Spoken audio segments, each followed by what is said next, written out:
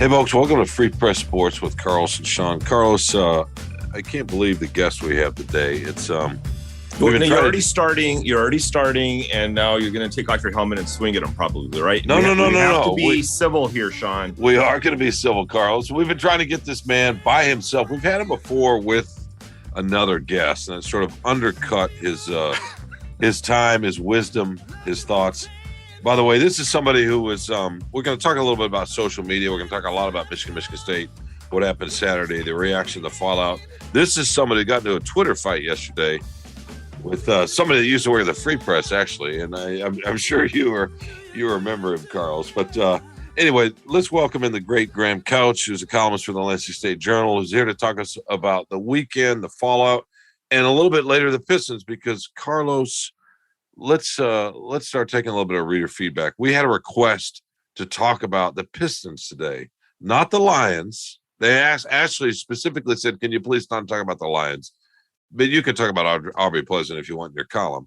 But they want to talk about the Pistons, and Graham happens to be a basketball guy, so maybe later in the show he'll give us his thoughts on the 6'2" Cade Cunningham and how he's starting to ball a little bit. Anyway, thanks for joining us, Graham. Carlos, thanks for having me. Man. Things are good. It seems like there's a lot to get into with this, what's going on with this game. And I have some thoughts that actually differ from your column a little bit. All right. That's not allowed. That's not allowed. No, that's John great. Windsor's right. Let's start with that. Unless you want to start, Carlos. No. I want to hear what Mr. Couch has to say. Well, I think it's reasonable to think that the rivalry in football needs a break. That because as much as I think it is true that, like, in a lot of aspects of our life, Michigan and Michigan State people coincide, they tailgate together, they work together, they live together. I also think that we have reached a point, though, where the escalation on social media, which is also real life, which is also can be dangerous, has reached sort of a venomous tone and brought out the worst in people that has escalated things that people feel. And one of the things I'm curious to get a take from some MSU players is how much they feel the significance of the rivalry and you have to win or you are trash coming from the fan base, and how much that impacts just how they feel about things. That doesn't excuse what happened in the tunnel. The tunnel is we can argue is the final straw, and those guys should be held to account, and it's happening. But also, the reaction to that from both fan bases has been at a fever pitch that I have not seen in a bit. And I think we would all appreciate it if it was unprotected in 2024, if it was taken away for 2 or 3 years. And that's sort of my thought on it. I'm sort of workshopping a column too on that sense, but I'm not 100% sure where I feel on that, but that's where my head is leaning. And it's just been different, and it's been escalating. And I think this is the worst it's been. Well, if I could just say real quickly, Carlos, first of all, just to set up a little bit of context here. So I wrote a column basically arguing that the last thing we need to do is put a pause on the rivalry and put it to a neutral site or whatever. A lot of these have been suggested and talked about in the last few days. And I mean, first of all, Graham, what you're talking about, to me, all due respect, is like grounding. We're grounding little kids. We're going to take something away from little kids. And the problem is we're not little kids. And as a society, I figure, to me, this is not the end as much as it should be a reset. But we don't need to pause, in my opinion, to do the reset. We've got to figure out a way to do this. And when I think about the tunnel, the 4 players that were suspended, one's a transfer, 3 are from California, Georgia, and I can't remember the other state. So the idea that they would come in here and be that angry over something, I don't buy it, over my card or whatever. I think it's just an isolated thing. Yes, they feel a rivalry. Of course they do. Michigan players talked about that yesterday when we spoke to them. But they didn't grow up that way. I mean, right? Rod Morris coming from Ohio, he came here assuming the Ohio State was the thing. And it figured out fairly quickly. It's Michigan State because of how we have to live. But to me, and I'm curious about you, Carlos, and what you think about this, but to me, we got to figure out a way to exist. And I also think there's a silent majority out there. And I understand, Graham, you're right. Social media is real life, and there's a lot of toxicity on it. I saw just as much in the last 2 days on social media, people saying, hey, that's just a few people representing your school. You know, we may feel this way about your school, but we all understand what's reality here. And we're not going to let the ramblings of some crazy, I want to say crazy people, angry people, how about that, and the actions of a handful of players ruin this for everybody. I'm curious what you think, Carlos. Well, you know, one take that was interesting was our colleague Reiner Sabian in the Free Press wrote a column saying, kind of, aren't we all sort of a little bit culpable here? You know, the way that we've all, including the news media, you know, and the comment sections and what we're writing and stoking the rivalry, you know, and it's taken step by step, right, since the little brother column and all that, and you know, the marching line at Spartan Stadium after that, and it's just been, you know, digging their heels in at the Spartan logo. It's just been step by step, and I just wonder, like, to me, I don't know that pausing it is really the answer. I think, Shawn, you said something like in your column that it's defeatist a little bit to just give up and say, well, you know, our worst, you know, the worst of our humanity has won, I guess, if you're, you know, capitulating, I guess, by saying we're going to not play this game.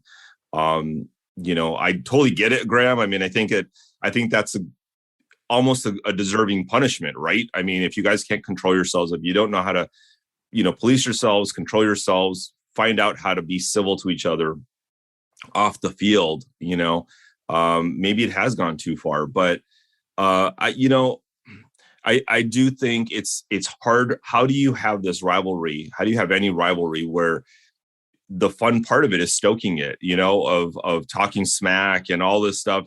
The coaches getting their players riled up. I think didn't Mel Tucker maybe hand out some trash talk, you know, some bulletin board things, you know, and he mentioned them, and it would be right for any coach to mention them. Position coaches in meeting rooms, you know, hey, see what they're saying, blah blah blah. You don't even have to even do that. Players are going to find that on their own on social media, you know. But also getting your players ramped up, no matter where they're from, getting them ramped up, all the disrespect, all the whatever, to come out, play a vicious game, you know, and then tell them, okay, that's it, you know, like we don't want you, we only need you to go so far, and then the rest is too far. And I think Shawn, you and I have this argument all the time. These are young men, you know, and young men need guidance in their lives. They haven't had that much, you know, life experience as far as how to control themselves in difficult situations necessarily. And that's where I think you just need better leadership. You know, that's what I'd like to see is, how does this game look next year? How do they control themselves? How do the leaders respond? The coaches, the administration, you know, because I'd like a chance at redemption. Go ahead, Graham. I think those are all good points too. And, you know, I mean, I can see the argument all, you know, from both sides. I can see everything you're saying, Shawn, and that column, and I get what Reiner's saying. I think there are a lot of different ways right now, and it is something to sort of talk out why we've gotten to this point, right? Why is it like this now, and what is the cost? Like, it may have always been headed this way once Michigan State got competitive in the rivalry, right? So that what's really changed is not only is the escalation of the tone on social media of a lot of things. Like, this is sort of resembles the worst of our politics in certain ways, but it also is a rivalry that forever is threatening to one side. And that creates a dynamic that's just safer. It's just somebody's, you know, kind of a rash on your ass, and the other side is like, hates losing to you, but if it happens once in a while, big freaking whoop. And so that is different now. And that creates more of a two-sided viciousness to it that I don't think existed in my childhood with it. I don't think it existed 10 years ago to this degree with it. And so I think that's the other thing that maybe we don't know how to live with yet. And maybe we can just work through it. But also maybe if you step away till 2026, 27, or when the new schedule, you got a great opportunity if you wanted to do it to not protect it in 2 years when the 2024, when the new schedule comes out and no divisions, new teams, all that stuff. But would that then say, okay, we do appreciate this. There is something to it we want. And I'm not sure we get there right now. It is, and you're right. There is, you are sort of giving in to the worst of people, but I think those who are pretty reasonable among us understand how bad that's gotten and that it's too much. Then again, if you don't live on social media, you may have no idea any of this is happening. Well, I mean, yeah, that's a fair point too. And who knows? I mean, maybe Twitter will be gone in a year. Oh yeah, that would be helpful in some ways. I mean, it's funny. I was talking about this with somebody the other day. It's I mean, when Trump was booted off of Twitter, and a lot of people said, "Oh, okay, that's ridiculous," free speech, et cetera, et cetera. I'm going to get off of Twitter. I don't know what the numbers were. And the opposite is happening right now that Elon Musk is the owner of Twitter, and his politics are a little bit different. And I don't know if you guys have noticed a drop in followers or not. I know a lot of people are talking about this and not complaining about it, but just sort of observing it. And who knows, it's probably not going to go. Obviously, that's just, but you're right. I mean, what social media does in terms of stoking things, I think, though, even within social media, you can find reasonable heads. Here'd be my point, though. A year is a long time. And this needs to start at the top, right? And the problem is Michigan State doesn't have the leadership at the very, very top right now is a little bit unsteady. But at some point, it's not going to be. And when that happens, there's going to be an opportunity with the leadership at MSU and leadership at U of M. They have a new president, right, who seems to always have a smile on his face and get a little bit. In fact, he was at the game the other day. And I think maybe at that level, and enough sort of public service kind of talking, I mean, it's effective, right? It can work that we can say, hey, let's just remember what this is about. That's never going to stop what you're talking about, Graham. You're right. And that's true in every rivalry across the country. And your point about Michigan State winning, to me, is the biggest one. It's not Harbaugh. It's not Tucker. It's not D'Antonio or whatever. The players in that tunnel weren't thinking about any of that. They haven't even been on campus that long, right? They're just lost control in the moment. And, you have to be held responsible for that. And that's okay. I mean, I'm not saying it's okay, but we often lose control. Most of us do at some various places and points in our lives, right? We can look back and say we did. You want to unpack all the reasons. And and Reiner's column, I don't know that they're necessarily related, but the winning is a big, big change. I can't disagree with that at all, Graham. Well, my big question is, what's your handle on Truth Social, Shawn? Because you're obviously not going to be on Twitter much longer. But no, Parler, man, Parler. Come on. Oh, you're on Parler guy. Okay. Yeah, that's the question is, like how do you canceling or pausing the rivalry or whatever it is. I mean, like if you extrapolate that, right, well, what about, the Penn State one got kind of nasty. Maybe we should pause that one, or the Ohio State one, and you keep going down that rabbit hole. It's a little bit dangerous, but that's a great point, Graham, about, now that the dynamic, that relationship has changed. Right. And I hate to say it, but the Mike Hart thing is kind of like appropriate. The little brother has grown up.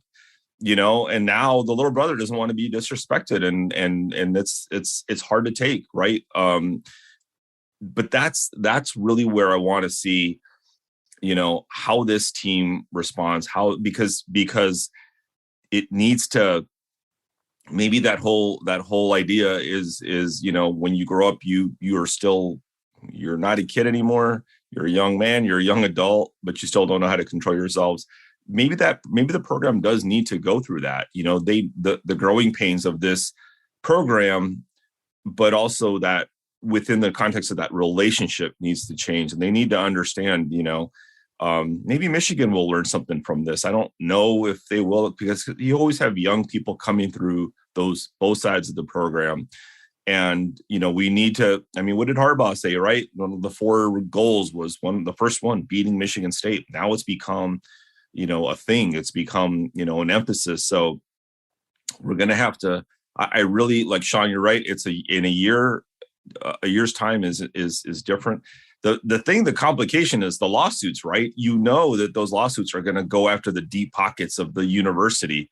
It's not just going to stop with the players. There's, I don't know if there's going to be, the criminal charges probably, and then maybe probably a civil suit on top of that. That's going to add a complication, And what I think, and Shawn, I think you might have mentioned it in your column, but the tunnel, maybe there's a different way to do it. There's got to be a different way to do that tunnel. The tunnel for me is like, there are two things. People think when you bring up the tunnel that you're saying that what happened was excused in the tunnel. That what happened in the tunnel is there's no excuse for. The tunnel is all, as somebody who loves logistics, as the person who handles all the logistics in my own family, I don't understand how this is hard. Like I could go down there tomorrow and none of their tunnel issues would ever be an issue again. And to me, at a certain point, I can't stand logistical morons. And so at a certain point, if you can't get that right, and it's very simple in terms of separating the teams and having a rope that we're not going up there until they're in their locker room. It's really quite easy. You don't need to build another tunnel. You just need to not have the teams go up there at all together. And I'm not saying that should ever result in what happened. No, I wrote that. Carlos hates when I say that, but that was in the column today. I made the same point. We agree on that. Yeah, but again, Michigan can't.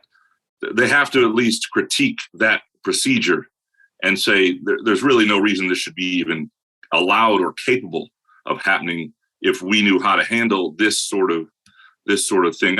You bring up an interesting point, the lawsuits and how those drag, and I do think, you see people saying this is that Harbaugh has culpability in this, and sure, everybody in terms of tone has culpability in it who's in the rivalry, but. And I'm not saying that he's he knows how to stoke things when he wants it. I'm not sure he hates this. It was worse, if you were to have but I do think with the lawsuit stuff and talking about what should happen to the players, and like that's a line to be careful with. Like he's really promoting the idea of prosecution right now. Yeah. And that's something he can temper back, because that doesn't help. And so that's one area that I think I would, if I were Michigan, I'd say, hey, let's let this play out. Let's let the authorities have their role, them do it independently. Whatever the players want to do, it's their right. If they want to sue somebody, that's their right to do it. But Jim Harbaugh doesn't need to be part of that, pushing that conversation. He watches a lot of Judge Judy, unfortunately. That's well, let me, and I have my thoughts on Jim Harbaugh, like a lot of people's, are complicated, right? Because there's lots of stuff to him, lots of parts to him, lots of different layers. But if I'm a coach, like an onion. If I'm a coach and you put yourself in those shoes, and I know you can do this, Graham, and you see video of somebody taking a helmet to your kid's skull, that's going to stick with you for a few days. We're not talking about several months here after the incident. We're talking about this was Monday. So he said what he said yesterday about the law or the criminal charges 2 days later. Yeah. And so I think there's a grace period in there that he's allowed whatever else you say about him. And you're right. They both stoked the rivalry. But, my goodness, you're a soccer guy, man. There's stadiums in Europe where Protestants and Catholics sit together. Totally. And yeah, occasionally they have, oh, my God, it's too much. And they're fighting in it. And then they figure it out. They don't stop the soccer games, right? They don't stop those rivalries. Occasionally they ban fans for a year, though. Yeah, right. There are a lot of soccer teams in empty stadiums around the world right now, and maybe that's where would that what I'm saying is the TV partners would still have their game. I like the fan that got banned for reaching down to Mel Tucker, right? And which was handled well. It was, and what Mel Tucker did, Graham, that was handled well. And so far the way it's been handled has been, real quickly, Graham, and I don't know if you saw this, Xavier Henderson is safety. So when the ABC tunnel footage came out, and we got a little bit more picture of actually there's some Spartan players trying to make a difference and break that up, and Henderson was one of them. The reaction I saw in a lot of Michigan places is, and I'm trying to remember his numbers, 3 maybe, is Henderson's number 3. Henderson, yeah. And they're like, wow, number 3, that's what a classic guy. And this was from U of M people. There was an awful lot of that. And I still think that's our nature. That's our base nature when we're not getting stoked and fueled up. I get it. We can do both. But I think that if it just settles down a little bit, we'll figure out that, yeah, this is okay and we can navigate this.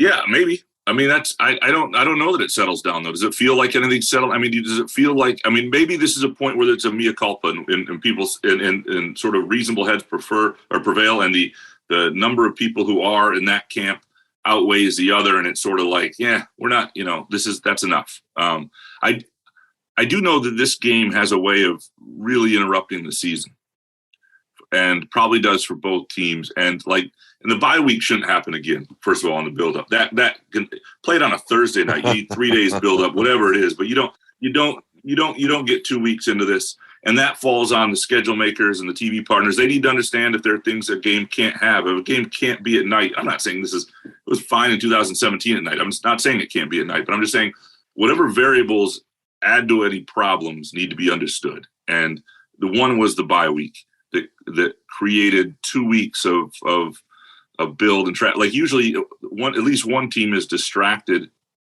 up to like 5 days, 6 days before it. And so it doesn't have that, and there's no bye week next year. That should never happen again, because I do think that, again, we can't handle it. And you can say, well, we're adults, we should get it. You can say that about a lot of things in life. And again, I do think there are tons of neighbors and tailgate friends and families who are on both sides who handle this with reason and civility and decency. But there's no question that the vibe out there and the way we interact on social media, which is our chosen way to interact mostly in life these days, is different than anything I have seen. I would agree. And Carlos has some questions, but he's going to ask them, he tells me, right after we take a quick break here. And, I don't know, Andrew needs a break. The producer needs a break. We got to pay some bills. And Graham certainly understands that. We will be right back with more Free Press Sports with just Carlos, apparently. Welcome back to Free Press Sports with Carlos and Shawn. Carlos, you have questions, lots of them. I have many questions, Shawn, mostly about you, but we'll table those for another time. We'll do some therapy with you later. But our esteemed producer, Andrew Hammond, who now requires to be mentioned before Anjanette Delgado in his contract, so we have to bring him up. He brought up a good point at the break, but it was something that I was thinking about. Actually, I didn't totally steal his idea, but what does a year from now, if Michigan State athletics provost Graham Couch doesn't get his way and the rivalry continues and we play it next year, what does it look like? And I want to ask you guys that, because my guess is it's going to be, the two teams getting together to hand out turkeys or something, and maybe a flag football game the week before or something. I don't know. Some kind of show of unity between the two programs. What is this going to look like a year from now? Yeah, I don't know. I mean, there are a lot of pent up feelings that'll make that difficult. I think the other dynamic that's going to be tricky next year is I don't think MSU is going to be any better. So you're going to have a feeling where it's not like MSU is coming into the rivalry from a position of strength, feeling like it's going to win the game.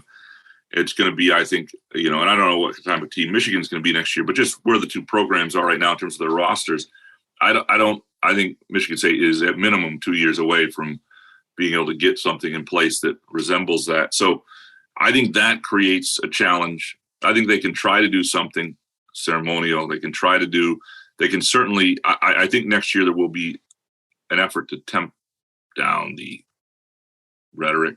But I don't know that controls what's outside of the programs. And I think that's where the issue is, frankly, other than this isolated incident, is because I don't have an issue with any of the off-field snark or the tussles on the field after the game where there's a little bit of pushing and shoving and yelling at each other. That's rivalry stuff. What Mike Hart did, rivalry stuff. D'Antonio's response to that, rivalry stuff.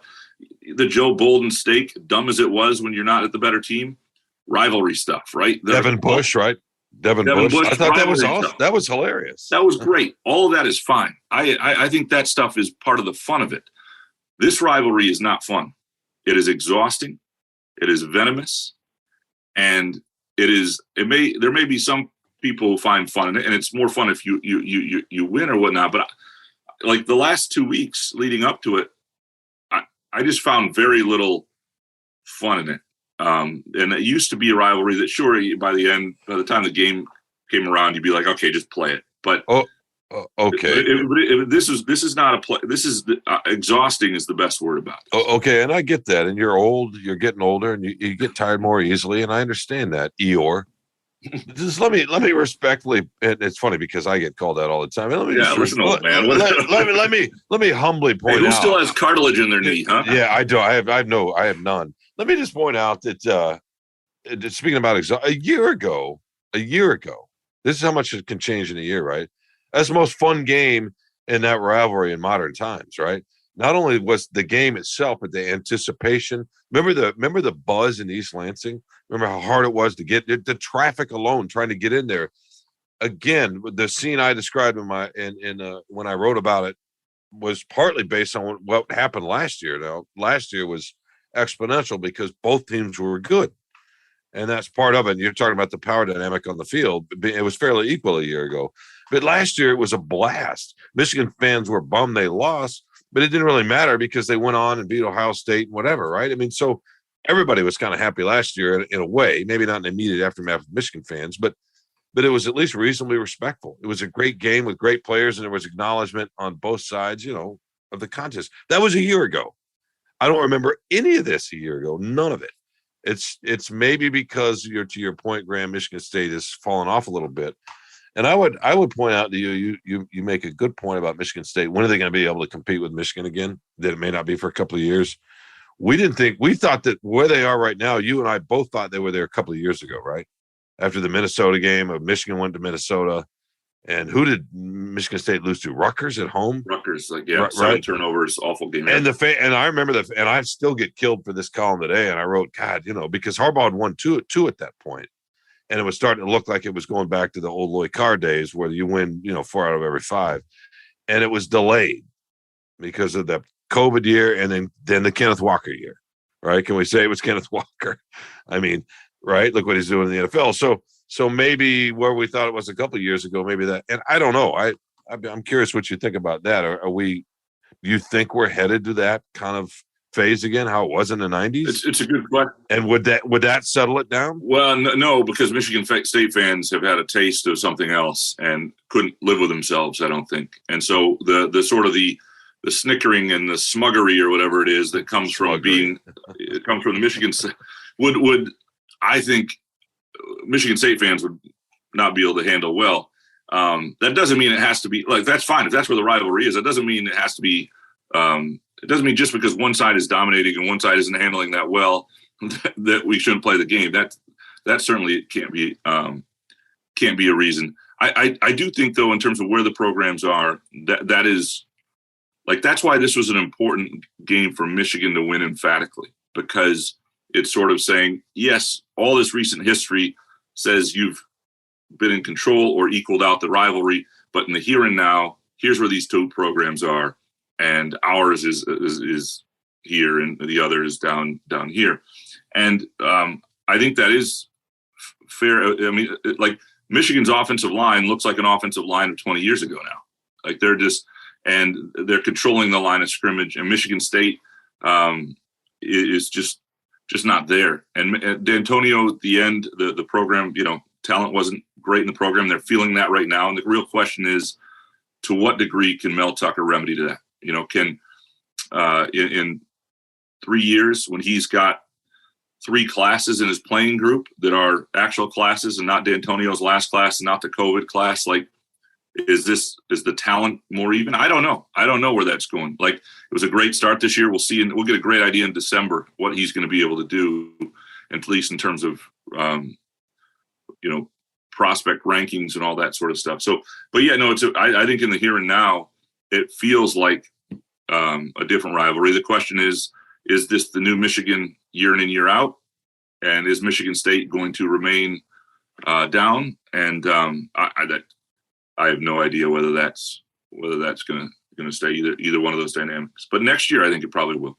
Yeah, that's a good point. Is that now that Spartans fans can't go back, right? I mean, that's it. I mean, that dynamic has been changed, and it rightfully should be. And that's what's been great about the last few years, right? Is we've seen a change. We saw it under D'Antonio and Tucker came in, and you could just feel it from Michigan fans, right? Like, oh, all right, finally D'Antonio's gone, things going to change. Nope, here it comes Mel Tucker, and continuing that, against all odds, right? Having these upsets, and that's what's going to be hard about this next season, maybe two, is if they're going to get stomped again. And I guess how much does that play into the coach's rhetoric, as far as when you have an inferior team, you have to get your team up somehow. You gotta stoke them. You got to get them ready and try to get them to believe they're better than they are.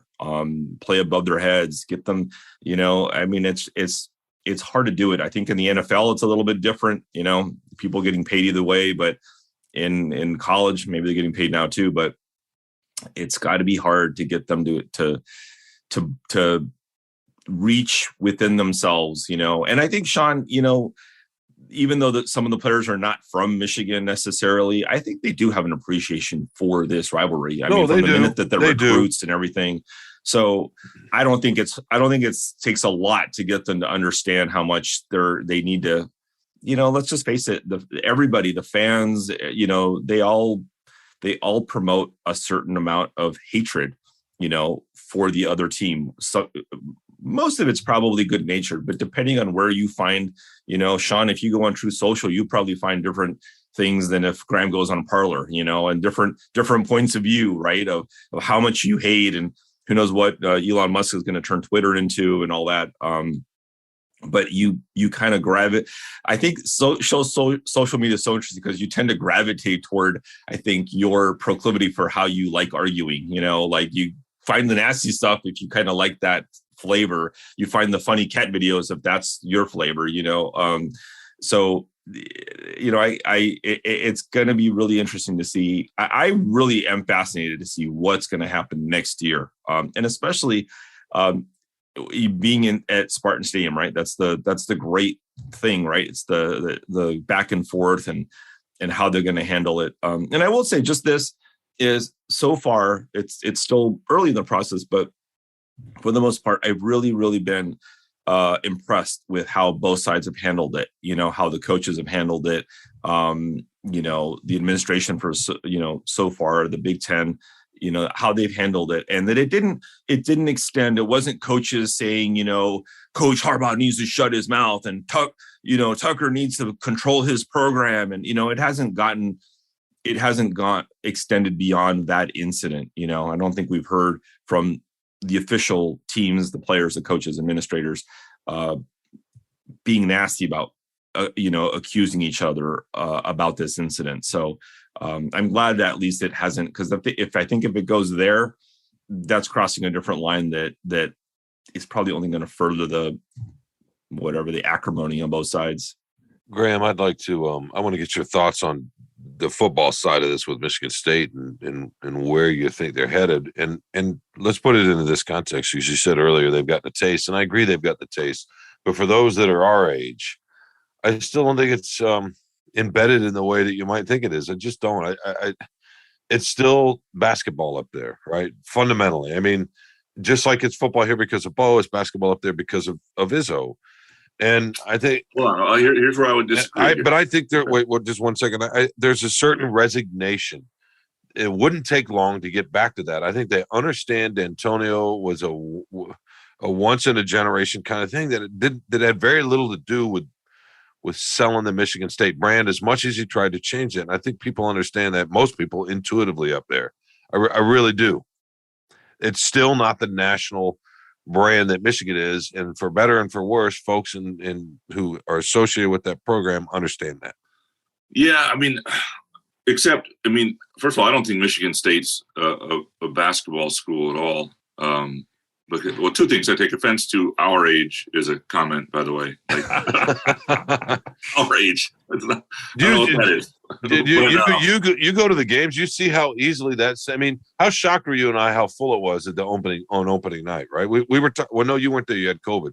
That was the talk of the press box. Is how impressive it was Sorry to out you on that, but that was no, I don't care, people. Yeah, that was literally the talk of the press box that night. Is how shocking it was. It was full. Yeah, because that's not been the experience. Well, that's Mel Tucker in last year, and the expectation of this year, right? Opening night is usually pretty full. Opening night is usually pretty packed because it's the Friday night of Labor Day weekend. People are excited for the season. Doesn't really matter the opponent there. But historically, like there are different age groups that see the school's athletics differently.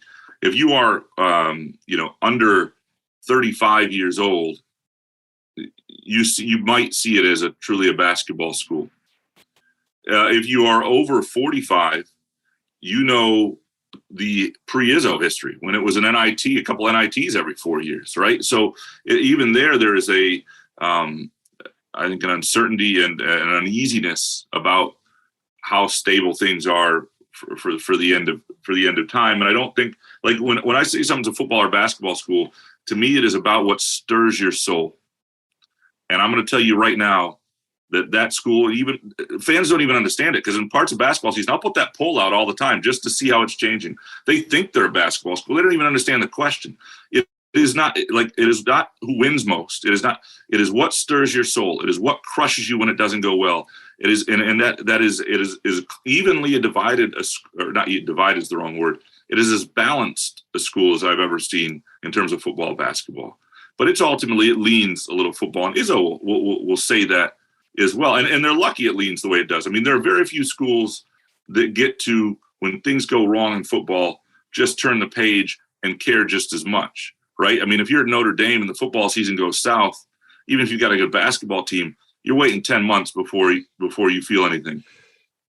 Well, real quickly before Carlos gets to his next question, I would just point out that maybe there's nothing for that school like beating Michigan in football as a single moment. Yeah. I would give you that, but I just think that the energy's different in basketball, and he's been there longer, and that's the thing. And you're right, there's no guarantee Izzo goes that they're going to stay that way, but I think that just they support it and they understand it. It's just different. It's become their identity in a little bit different way. What you're talking about is a larger societal question about Americans liking football more than basketball, which they do. Right. So I think that's all that is. But there are basketball schools too. Illinois, Indiana, things below I-80. Well, Kentucky, right? Yeah. For sure. There are places where it truly is basketball first. And Michigan State is not, I mean, it's pretty balanced, but it's not over I would not think that basketball, all things being equal, winning football overtakes winning basketball there. That would be my well, that would be true at Indiana if they were 11-0 and head into the college football playoff. It's just because of the nature of the sport in our society. Anyway, Carlos has a question. Well, I can settle this as a non-Midwesterner. There's no question Michigan State is a basketball school. It is a blue blood basketball program. And the Champions Classic, right, Carlos? Yeah. Well, there's a statue outside of Breslin Center that tells you everything you need to know. And when you have an iconic figure like that in that program's history, that played the best ever championship, NCAA championship final, that changed the course of the NBA in some ways, right? I mean, it's they won like 10 games the next 4 years after he left. Yeah, but they still had magic, and they still had the but Graham's dismissing romanticism, and I get it, man.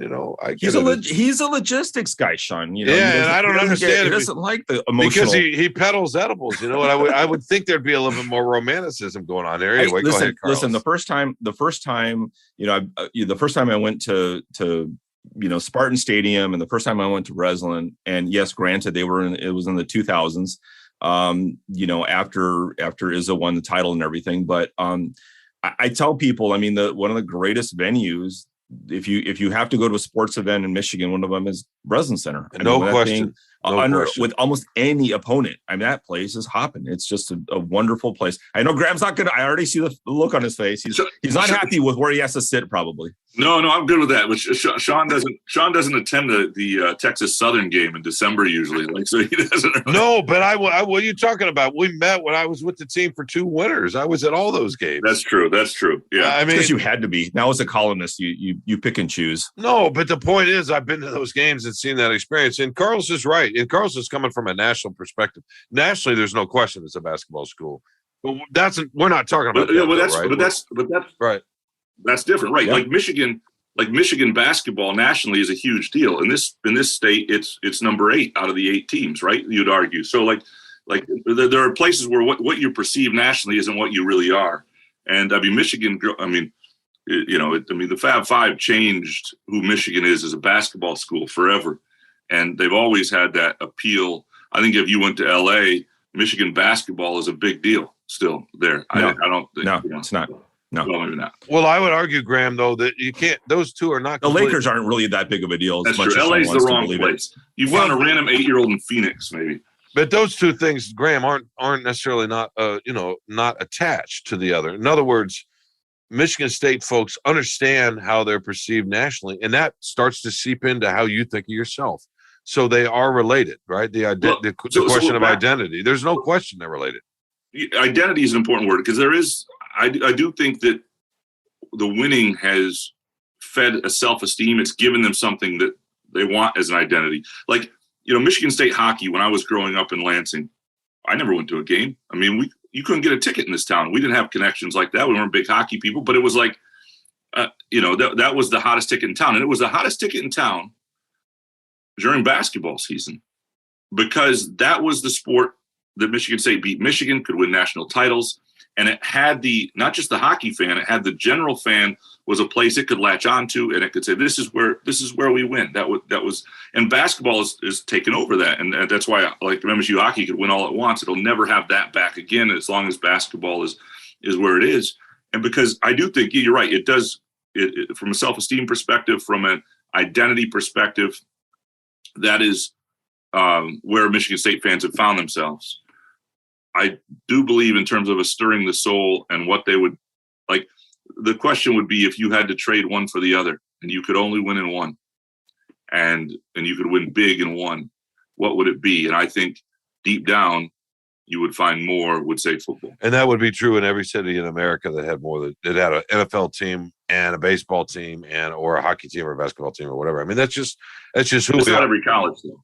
It's not Duke. It's not North Carolina. No, but are you kidding? Are you kidding me? If Duke had a football team, is all of a sudden beating Alabama in the national title game?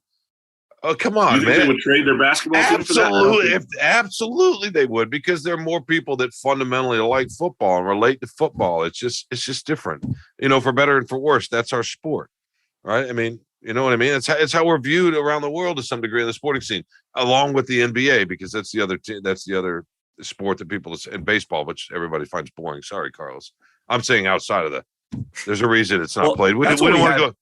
We had that conversation. I think wasn't it last week, right? About how many schools have dominant programs, right, in football and basketball, and there aren't that many. But Shawn, I do agree. Like, you give any university its pick. Would you rather be a football school or they're going to always pick football? I mean, absolutely.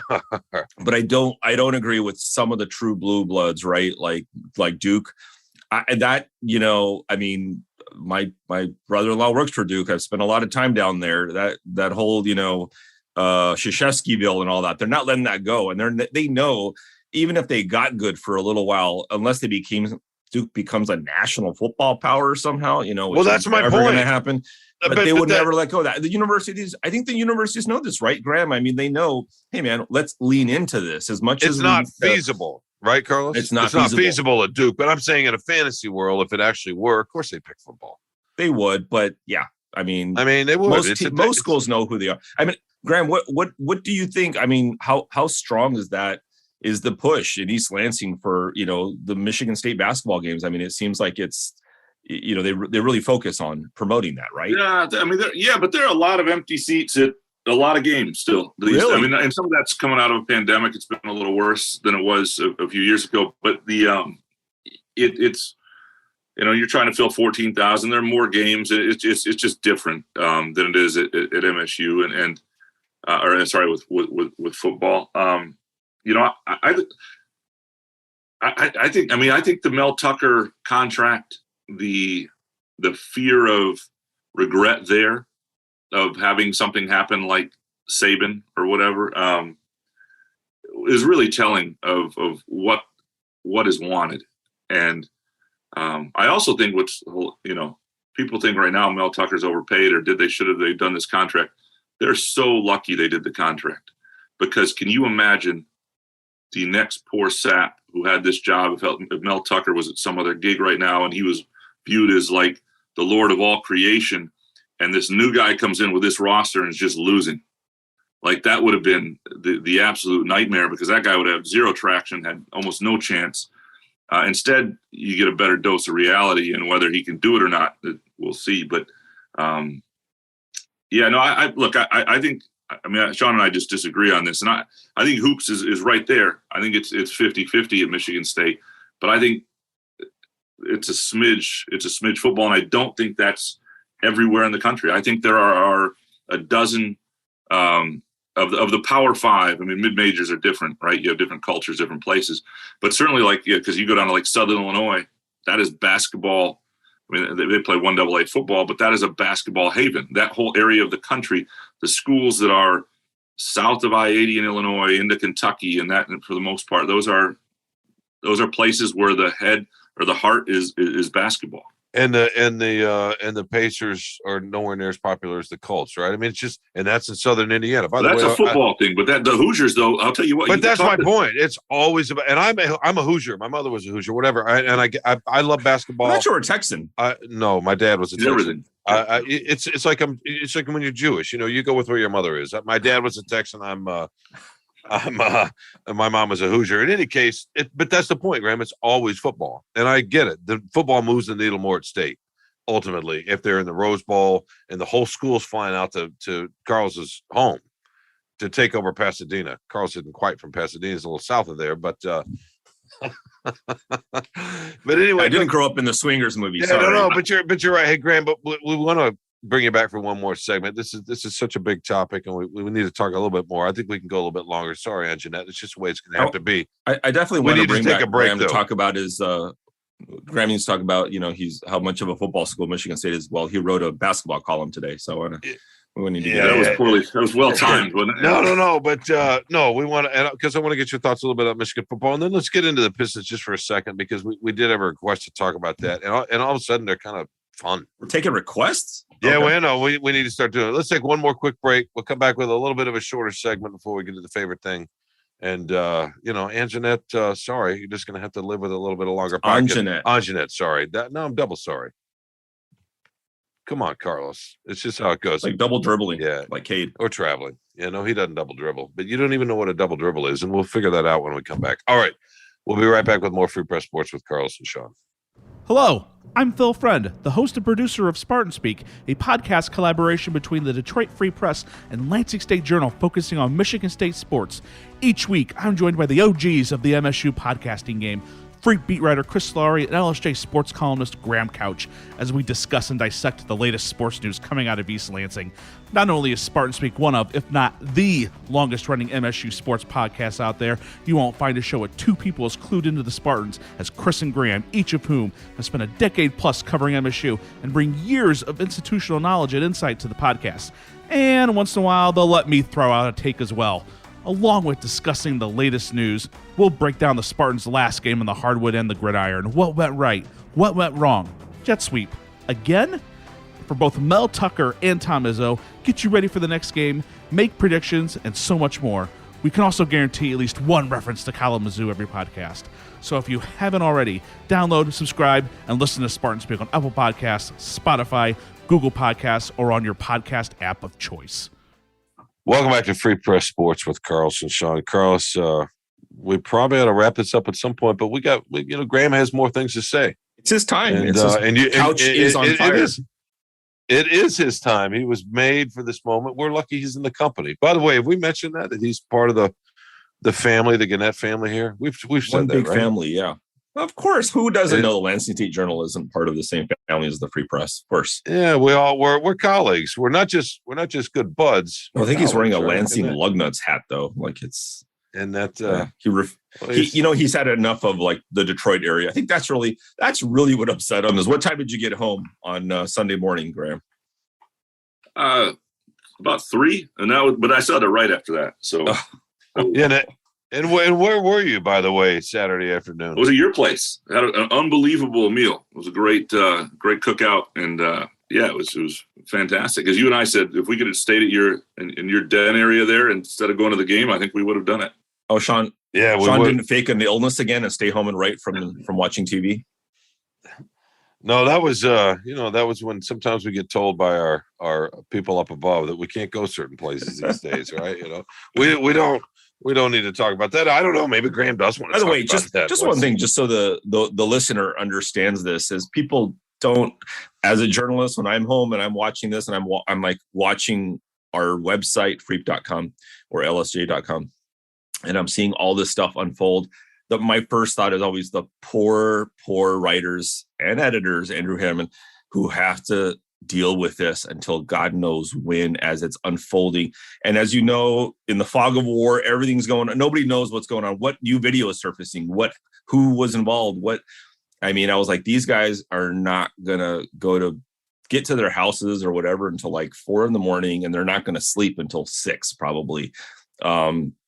So I really felt for you guys. It's a lot of work. The good thing is when Mel Tucker's statement came in at 9 a.m., I was just going to bed, so I was able to rework some things. And that's the worst thing, right? You get home and the minute you open your eyes, you're going to start doing more work. There's going to be more stuff coming out. Oh my God. So kudos to you guys, by the way. That great job. Yeah, those aren't fun nights, right, Graham? I was about to hit send, and then all of a sudden the fight happened, and that was I wrote I sent the quick takes in with nothing about that, and those are the things that sort of stand for a little while, and that's okay as long as to some degree, because there was enough in the game that people wanted to read about, and they're going to be sort of overridden, but it also helps that it was midnight, so certain people tune in for a while and then tune out. But it was I think I sort of was envious of the guys who were in the tunnel who witnessed it. It would have been easier to write it had I been there.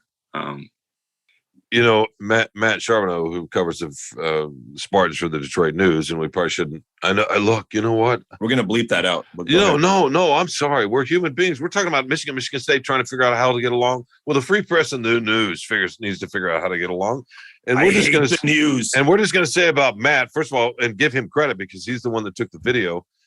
And sorry, bosses out there, but Matt was in my car too, riding back home along with Graham. We take everybody in. This is how we do it. We're trying to set an example here for the rest of the world. Anyway, Matt told us a great story, Graham, about that video, because at that point it's like 2:30 in the morning. And it had almost 3 million views, and how his daughter called him up or texted him or whatever and said, Dad, you're famous. Your video has this many views. She doesn't care what he does most days at all. Yeah. No.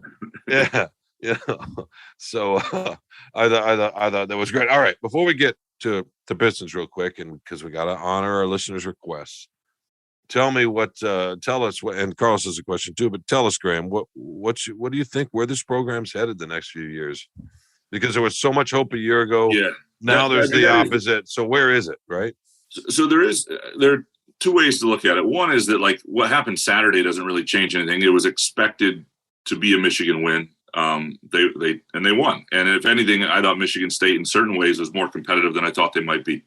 And the real question is whether within a couple of years, Mel Tucker can recruit to a level that allows them to be in contention again. I don't know where it's going, but I think in terms of the time you have to give Mel Tucker to be fair, and a lot of programs don't do this, but in Michigan State, they're going to, because the administration is behind him. The donors are behind him. The AD is the one who made this move. Like he's their guy. There may be things that happen on his staff. There may be other things, but there's not going to be a pressure on him to win or else there. That's just not the dynamic in place until he gets to a certain point. And to me, like, I think it's fair to judge a football coach, to really judge where they're going to be able to take a program in their fourth year, right? That's always what I've thought. Because you've got kind of usually your first recruiting classes are redshirt juniors and seniors. You're starting to see your guys permeate the roster. There should be real resemblance. We should understand where it's going, even if it's not there yet. But for Tucker, it's such a weird situation, and it's going to be hard for MSU fans because, he didn't get the first recruiting class that most coaches get because Mark D'Antonio retired in February. So those weren't his kids, and it was the weakest class D'Antonio had. And then COVID hit a month later, and he recruits the first class on Zoom, and none of those kids are ever on campus, and you don't get that up. So that's not a great class. It's a pretty decent class potentially that came in last year. But so his first real recruiting class are true freshmen right now. And so that to me starts the clock of how many, so I think you got to allow a guy to have 3 classes that start to play. And that's going to take a level of patience that's going to be really hard for people, because I think the problem is you've seen the limitations of the transfer portal. And yeah, you can hit Kenneth Walker and that could be amazing. And people forget the offensive line last year was just better. That made a difference too. I mean, last year's offensive line with this year's team, they wouldn't have the record they have. And so it's going to take time to know. And I think there are reasons it's fair to have doubts given what you're seeing, because the thing Mel Tucker did so well last year was he seemed to maximize who they were. He created this identity. They were a team that was getting everything out of who they could be. And that's what you want your coach on the rise, right? It's like, okay, you're building something. You understand that they're not there, but you're getting you're everything you can be at that moment based on the coaching, based on the opportunities, based on maximizing your personnel in places you have advantages. And those are not things that are happening this year. And so I think there is reason to be concerned that it won't happen with this particular staff moving forward, where that didn't exist a year ago. But in terms of the talent on the field, they just don't have it right now. And you have to give a guy, that's what you hired him to do. That's what you're paying him a lot of money to do. And it's fair to start judging him in those terms, I think, in 2024, 2025, but really not before then. So the clock isn't starting for a couple more years because of those 2 first years, right? Is that what you're saying? Yeah, it's just different than most. I mean, I didn't see that. What I didn't see initially is I didn't think everybody said, oh, the timing's bad. And there was arguments, but I thought the timing's not horrible. And it was better that Tucker was there for the pandemic than if D'Antonio had stayed and all that stuff. But in hindsight, when you start to look at trying to build a roster, what that did, I mean, coaches will tell you that first year when you come in, you get hired on Thanksgiving weekend or right after that. And in the old recruiting days, you still had 2 months. So even if you got, 21 days, you're coming from another place, you steal most of that class. You are able to sell a dream because you don't have a single blemish on the record. There's lots of good stuff that happens in that first class that you never get again. And they didn't really get that. What he did get, which worked to his advantage, is the first year after the COVID year, they won at a tremendous level, which gave him the ability to sell the program in different ways. And last summer, you saw all that swagger and all that buzz, and you saw the type of kids they were bringing in. And I thought this year the over-under for like expected 4-star recruits ought to be like 7. And that was going into this whole year. By this, and that what's interesting is he's still got more than that. They've lost some of them. But what's fascinating is the class is very small. Like the percentage of kids is largely 4-star kids. They have not settled for other guys. They have not put offers out there for guys who are, sort of their second choice. And it'll be interesting to see how it comes together late and how they fill it in and the choices that are made. Because that's why the recruiting rankings slip. Recruiting rankings aren't just, how many guys how many great players you have. It's how many guys you have total. And so it's not really a ranking that's indicative of the percentage of good players in the class. But at a certain point, you can't just have a 12-person class either. You have to fill it out. And so I'm very curious to see. And I think there are all sorts of things he's banking on, like trying to play chess in a checkers game. Like Mel Tucker really thinks that NIL is going to blow up in a lot of places with recruits in December. Like there are already going to be kids whose promises were made to them that aren't going to come to fruition. And before signing day, you're going to have kids who feel lied to at different places, who chose those places for the money, who don't really want to be there, who they've been recruiting. And there are going to be a handful of guys that are on the market that you more than that, maybe that just are back on the market in December. So, all that stuff's new. We'll see how it plays out. I've got less confidence in the staff now than I did a year ago. But from a recruiting standpoint, I what he's done is still more than Michigan State's ever really done. So I don't want to count him out either. So you're saying that Cade McNamara is going to be the starting quarterback next year for Michigan State? That's what you're getting at. I tell you what, I would not be stunned if it was not Peyton Thorne.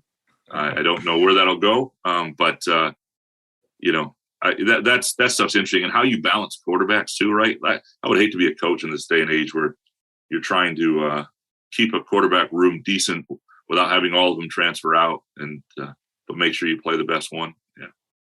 No, it's like in a pickup game when I'm coaching when you're on the floor and I want to keep you out there to keep shooting 35 footers. You know what I mean? But I got to keep other guys happy and get them in the game. But it's a tough balance. You know what I mean? I'm only going to defend so much too, so it's tricky. Yeah, right. I mean, but your offense is so good, it doesn't matter if you defend or not. Right. You know what I mean? And, sometimes you try, and I guess that's about all a coach can ask. All right, let's get your quick thoughts on the Pistons here. I don't know if you saw them play Milwaukee last night or you saw them play against Golden State. I was at the Golden State game Sunday night. Real quickly, Graham, and this is for Carlos too. And I know maybe I'm just geeking out here, sorry, but I've forgotten a little bit what it's like when you go into an NBA arena and it's full and there's a transcendent sort of star, right? A generational player who's part of the larger popular culture in the building and the buzz that creates in an arena. It's very unique and specific to the NBA. Every time he touched the ball, every time Steph Curry touched the ball, shot, whatever, it was just people rise and ooh and on. It's just different. It's a different level. I mean, I get it. Football is our sport, but it's unique to the NBA. And the fact that the Pistons won made it even more fun. It's the most fun night I've seen in Little Caesars Arena probably since they played Milwaukee in the playoffs a few years ago. Yeah. I mean, I remember seeing Jordan. My buddy and I had first moment we had a little bit of cash on our hands as freshmen in college. We got a 13-game mini pack to the Pistons in 1998.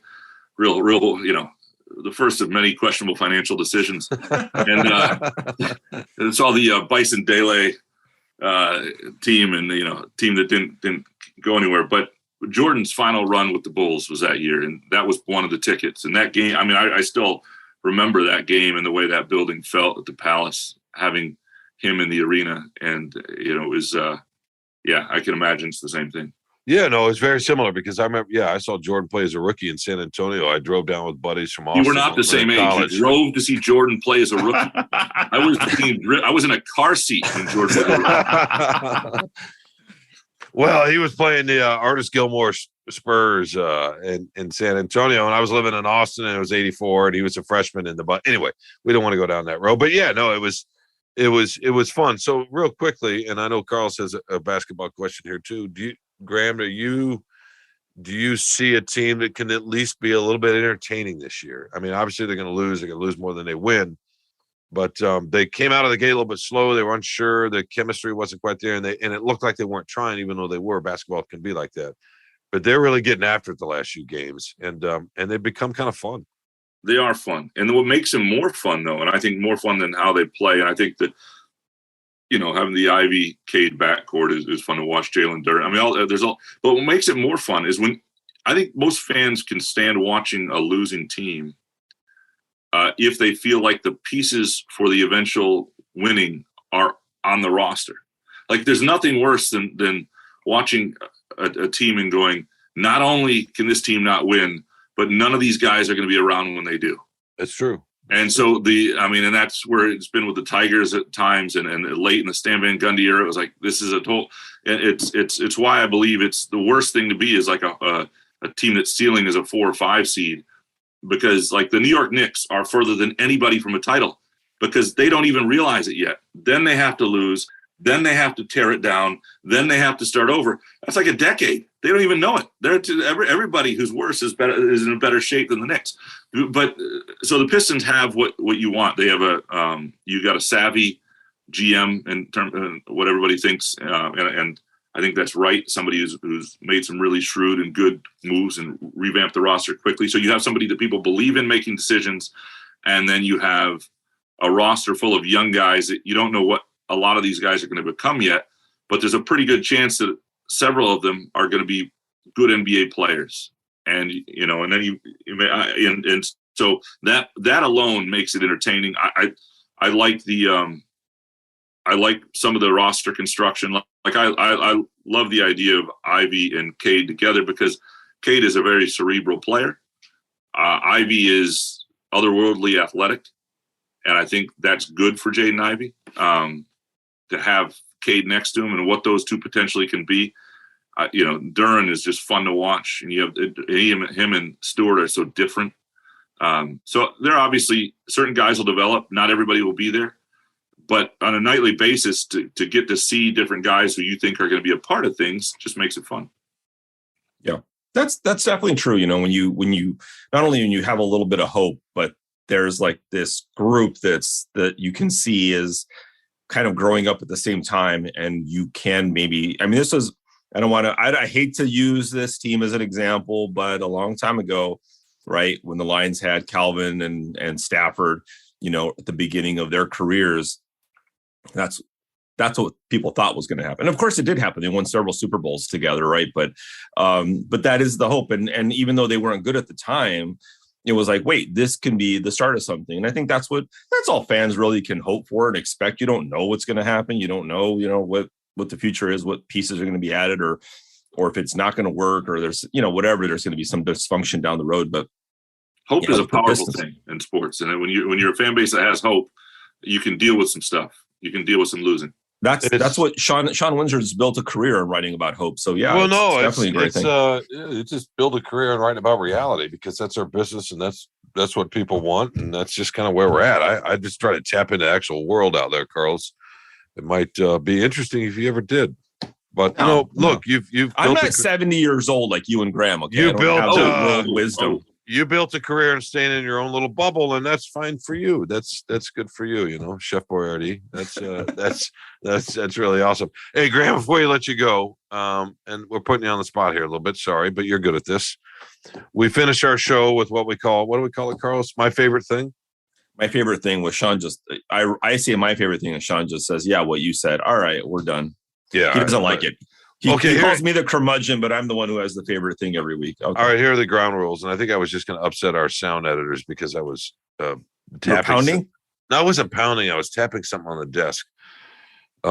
He's been chastised, by the way. Yeah, I have pounding his desk, and it messes up the audio. Well, Graham, you read Carlos? I mean, wouldn't you pound your fist on the desk too?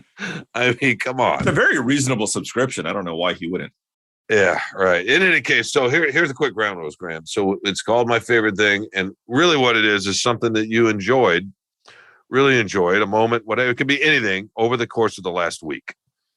So your favorite moment to be a human being, to be alive, whatever, to be breathing in the last week. It could be anything, something as simple as a TV show, a moment with your wife, something with work, anything at all. Something you ate, maybe you ate some Rocky Road ice cream. I don't know. So Carlos will go first, and you think about what that might be for you, and then we'll get to you.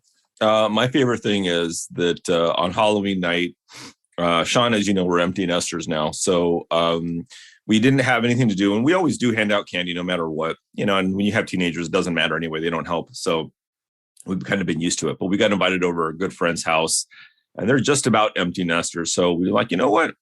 It was really fun to go over there, have some cocktails, and hand out a little bit of candy. But the favorite thing was that the Powerball lottery was up to $1 billion, Shawn. And you won. Well, I don't know if I won. I haven't checked my ticket yet, unfortunately. So I'm because, frankly, if I won, I probably wouldn't be on this podcast right now, but I would have done one last one probably. But we had fun just kind of having some cocktails and kicking around. What would you do with $1 billion? I love to play this game, by the way, with my wife. She hates it. She thinks that, like, you're not going to like, why are you even talking about something stupid that's never going to happen? Because you're materialistic.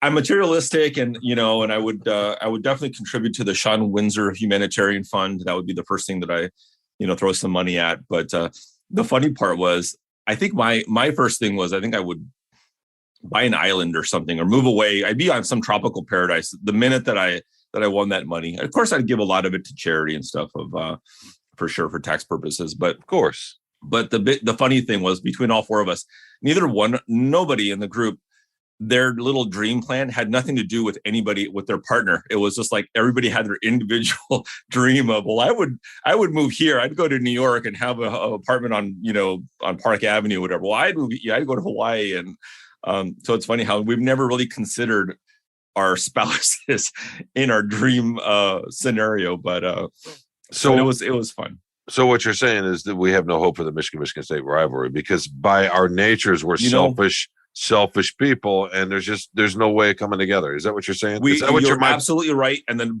but for you and Graham Couch, Mr. Logistics, I would build another tunnel. It would be the Shawn Windsor tunnel, right next to the Lloyd Carr tunnel. And we'd have unity. We'd have peace for all mankind by having two tunnels, two different entrances, and probably different bathrooms too for both teams. Well, we can't have peace. We're never going to have full unity, obviously, but we can't have barbecue. And I was reminded of that this past week. And I guess that's my favorite thing. I had a couple of the Michigan State out-of-town contingent came over Saturday. Well, some of them. And I barbecued a little bit. The weather was nice. And we sat around. And we haven't done that probably since before COVID, right, Graham? I would say. Yeah, been a while. No, it had been a while. And sometimes late in the season, late in the this is really late in the barbecue season. Obviously, the leaves are about off. You lose your game a little bit, Graham. You get out of rhythm a little bit, or maybe you're tired, or there's something going on, and so you worry a little bit. Is this going to be? Well, to be honest with you, Graham, that was probably the best spread of the summer. Now, admittedly, we didn't do it a lot. We had some stuff going on at the house, but I would have to say that was the best shoulder of the summer. And the best cucumbers and everything else. And it just sort of happened that way. It's a fluke. And I'm grateful for that. And that was my favorite thing that we got to share with you guys. Wait. So you invited me over for barbecue a month ago. You had fried chicken. You That's tried not the barbecue. shoulder on me. I was your Texas Southern warm-up game for you didn't have shoulder. Graham Couch and I made you ribs. I made ribs for you. You made everything. I couldn't believe how much food you made for fried chicken. 5 people. I mean, Shawn is responsible for at least 30 pounds that I'm carrying because like on the road, he'll order desserts and just want to taste. And then he just pushes it toward you. And what is this? Like, that's not cool, man. Like, come on. Yeah. Okay. So my favorite thing, and there are lots of things. One, trick-or-treating or Halloween night with my wife, handing out candy. Had in-laws, mom over, all that stuff. It's our neighbors get into it. We got tiki torches on the front yard. It's fun. It's a great night. But that's easy. You've said that. The hanging out with Shawn, certainly hanging out with Shawn's boys, Matt and Chris, whatever, those guys are. And then I also hit a 30-footer in a pickup game not long ago. That would be that would absolutely be my favorite thing. Ended it. And it was also a new guy guarding me who hadn't been around. So usually, the 42-year-old's there. You get a new guy, he's a little athletic. He's stupidly playing off me, and you just boom. And I called, and I think it was either that shot or another one. Sometimes I call game even when I don't hit it while the ball's in the air. So it was perfect. Also had one of the simple joys in life, had a buddy text me late in the evening with a bet he really liked on a Liga MX game. I love that stuff. Like late at night, I put on the extra soccer channels I've purchased, and you put like $30 on a game, and you just sit there and you get all into it. And my team covered, and it was fun. Those are the small joys in life. Who did you have? Pumas? What was it? Was oh shoot! No, I should have had that ready. I do that. Should be ready for a follow-up question. Funny, Graham, our you won money on them. You should know their name. Yeah, our friend our mutual friend who you've been a champion of for a long time, is really talented. James Edwards, who covers the Pistons for The Athletic, was telling me a couple of weeks ago. I don't know how this came up, but getting back to Curry real quick, when Curry was coming up, I think the first or second year the Warriors were in the playoffs. They were playing the Nuggets. They were in Denver. He's in the corner right in front of the bench. And Andre Iguodala was telling this story about when he knew Curry was a little bit different. And he's in the corner in front of the Nuggets bench in the playoff game and lets a three go as the Nuggets behind him, the whole bench is yelling at him, like miss it, Noonan, miss it, or whatever. They, just trying to distract him, yelling at him. He lets the ball go, turns around to the bench as the ball's in midair and says, "Shut up," and starts running up down the court. And then the ball, of course, just splashes through the net. And so James Edwards is telling me that's his lifelong dream, his lifelong goal, to be that confident and sure of yourself. And for him on a basketball court, but just for anybody in any moment in life, to feel what he was feeling in that moment as he turns around and says, "Shut up." That's James Edwards' goal. Yep. He's like, that's his lifelong goal, to feel that just for 1 second. I am that delusional on a court. So I have felt that many a times. Not always goes in, but I'm always confident. Well, if you're calling game, but are you running back down the other way towards your guys or whatever, the water fountain? As you say game, you turn around and next time go run to the bathroom or the water fountain. Done. Yeah, I will do that this week.